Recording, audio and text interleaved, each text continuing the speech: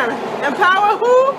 Empower me. The last one, that I loved her. Like she was awesome. Like, Uh-huh. and I stayed with her. I stayed with her till I got on out. Uh-huh.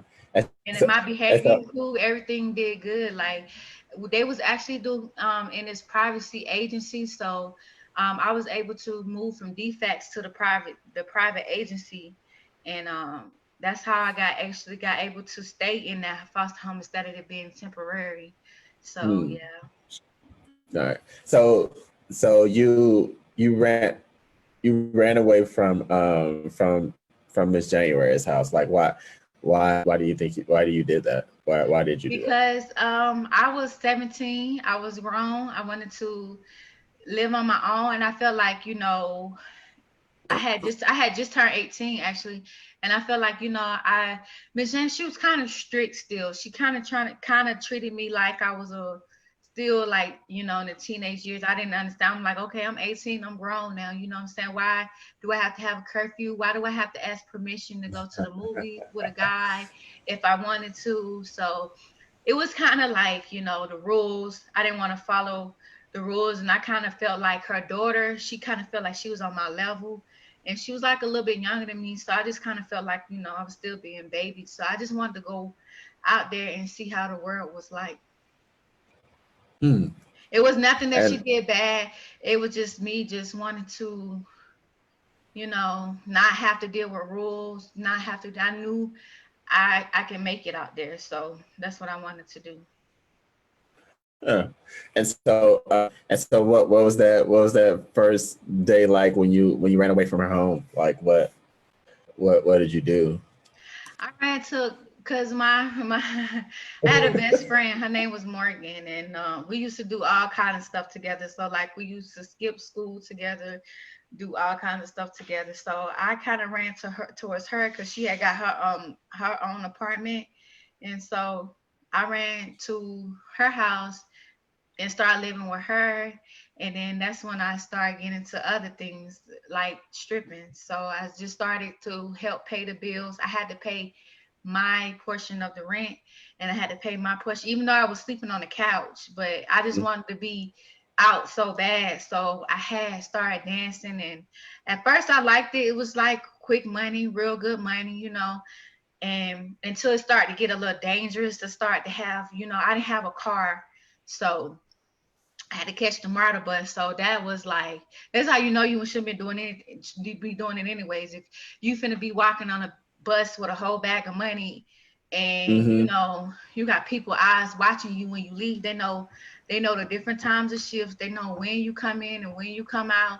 They remember your face and everything. It's not much you can do to disguise yourself. And me, Right.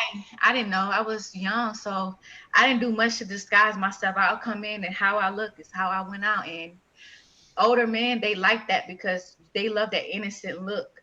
So, you also have your older ones and you have the young ones, the naive. So they always think you're naive. They could take advantage of you. So, um, once I started feeling a little uncomfortable with the bus, I used to try to get a cab, and I noticed people would try to follow the cab. So I have the cab driver circle around, um, a lot, and then I used to. I was actually still in high school when I started doing this, and word had got back to my teachers, and word had got back to the students. So, pictures and stuff and everything, everybody had cameras, phone cameras and everything.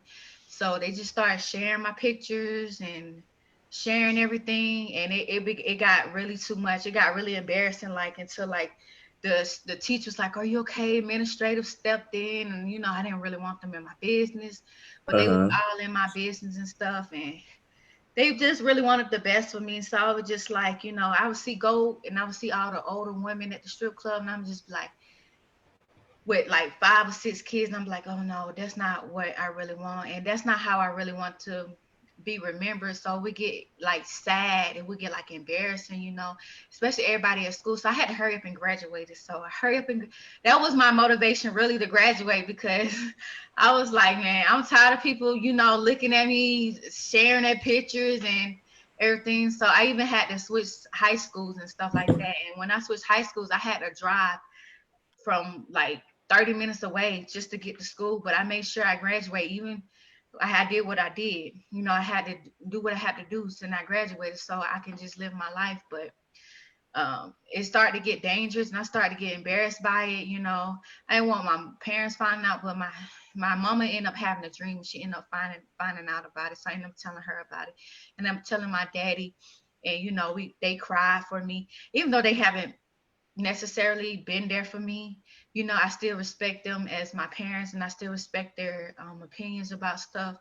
So What is the one thing that you want to make sure that anybody who's looking into going into stripping, like what is the one thing that they need to know that you say if they don't tell you anything, because or this thing that they keep out of training if they train you? I don't know what happens. well, that it can get dangerous, and that they always gonna want more. They gonna always, you could sit here and say all you gotta do is just dance, but they always want you to do more. Drugs, there's always drugs that will mess you up.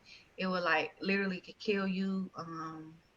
And it's just, you know, like you could develop like different type of like alcoholism. It made me really start drinking a lot, because I would have to try to get in that mode, get in that mind frame, because I'm innocent. Like I never knew much about it, so I would just try to numb everybody and pretend like I was this person that I wasn't. So, you know, it wasn't good on your health, and you know, it was drinking to the point where like you know, I blacked out sometimes, and that's not a good thing, because anybody can do anything to you or slip anything in your drink. And you know, and they would just allow me to drink, and I wasn't even 21 yet, so they didn't care what happened to me. They didn't give a fuck about me. You know, when the girls left, they didn't give a fuck who was watching, who was following us. You know, I barely even halfway trusted my taxi driver, you know, to give out my location of where I lived at, or where I was staying at, or which hotel I was in. So it got real dangerous. So you just got to be careful with that and the drugs. And, you know, I say like try other things before you get into it, because you can get stuck there, and you don't want to get stuck there. Good thing I didn't get stuck there. I did it for a little bit, and the money is not what you think. Like you have your slow days. You may make $200 or $300 a day, and then but you always gotta pay to leave. It's like What do you you mean? gotta pay to work, and you gotta pay to leave. So whatever they Was feed, what time you come in, you gotta pay them, and then you know, once you leave, you got to pay them a portion of what you made. So it's just like sometimes you don't even make nothing. You may make. wait, so how did wait? So I didn't know anything about that. So when you come in, uh, because my thought was that when you dance, like you go in and you make whatever. Well, you make what, like if you dance and you get all your tips, you keep all your tips. Maybe you tip out the DJ or the bouncer or something like that. But you're saying that when you come in, you have to pay them, and then before you leave, you have to pay them too. So Mhm. how does that work? Like how much do you have to pay them? It depends. Like you have different shifts that you work. So if you work day shift and you have night shift, so if you come in day shift, you have to pay. It all start at $55. Then every hour that you late, it goes up 65, 75, and then it keeps Wow. going up. And then when you leave, you have to pay your bar tab, whatever you drink and drinks, you got to pay that.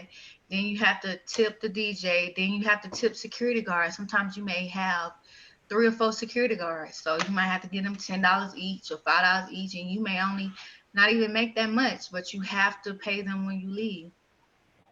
Or Wow. you can't come in to work. Some strip clubs, they're dirty. They know you new, they know you young.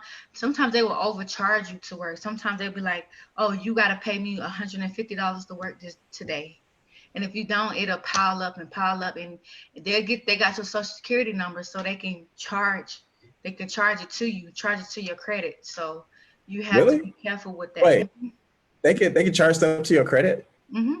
They got your I security number. They have your ID card, because you have to get all of that. And then also too, I guess you don't even realize how much it costs to even start dancing. You have to get your permit. That costs about $350. You have to get shoes. That's $100. Then you have to get 2 or 3 outfits. That's about $100, $200 a piece. That's $500 right there. And you have to keep it up every year. Yeah, you have to get them your ID security, and then you have to pay to start working. Then you have to pay to get your hair done, get your nails done. So it's just a lot of waste of money. Sometimes what you make, it don't even equate to it.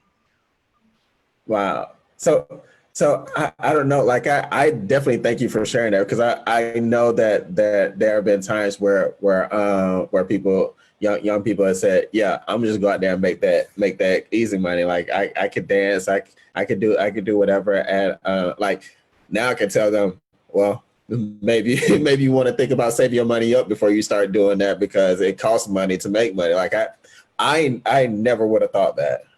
And Honestly, like, a lot of these men that go to these strip clubs, especially in Atlanta, they don't just want just dancing. Like they want a lot of extra stuff. So a lot of girls are doing a lot of extra stuff, like i.e. prostitution and whatever outside of the club. Like, yeah, I'm gonna meet you outside, or doing this. And then the next girl that want to come in and actually just want to dance and make her money and go home, they're not making anything, because these girls are already doing terrible stuff to get the money, And so these guys that come in every day, they're like, why would I just want to dance from you? I can go home and go look at this, go home and watch porno and get the same thing. Like, no, I want more. I want you to do more. And then they start trying to give you drugs, and then a lot of girls get robbed when they meet up with the guys outside of the club. They get robbed, they get raped, and what you gonna do, you know?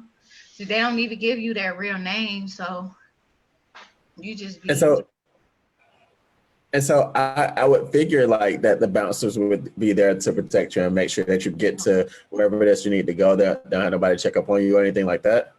The bouncers are a cricket too. They're paying on the table.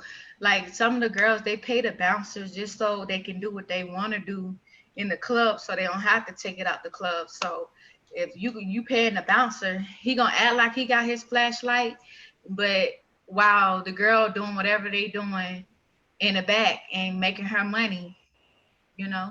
So it just you got to pay them too. You got to pay them real good for them to keep their mouth closed, or you just gonna get fired and leave.